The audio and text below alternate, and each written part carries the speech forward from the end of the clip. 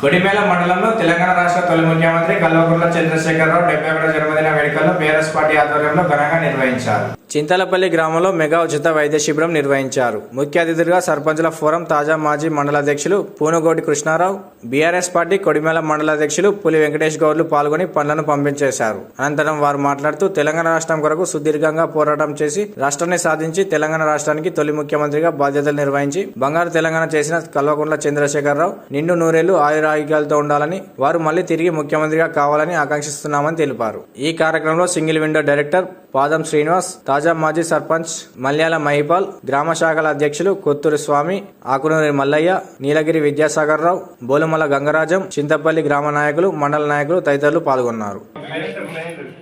చింతలపల్లి గ్రామ BRS party నాయకులందరికీ కూడా ప్రత్యేక శుభాకాంక్షలు, ధన్యవాదాలు.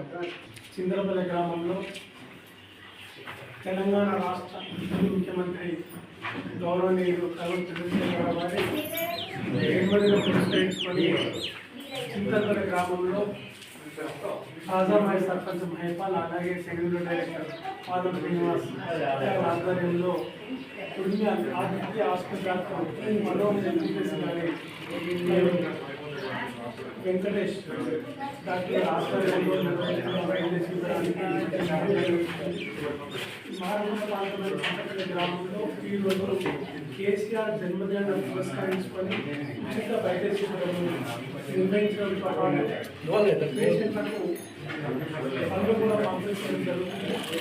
రాబో కాలంలో చంద్రశేఖరరావు గారు ఈ తెలంగాణ రాష్ట్రానికి ముఖ్యమంత్రి విజయం సాధించి వారు ప్రవేశించే సంక్షేమ పథకాలను ప్రజలకు సక్రమంగా అందించే విధంగా వారికి నిండు నూరేళ్ల పాటు ఆయుర్వేదాన్ని అందించాలని ఆ ఆంజనేయ స్వామి దేవుడిని ప్రార్థిస్తుంది.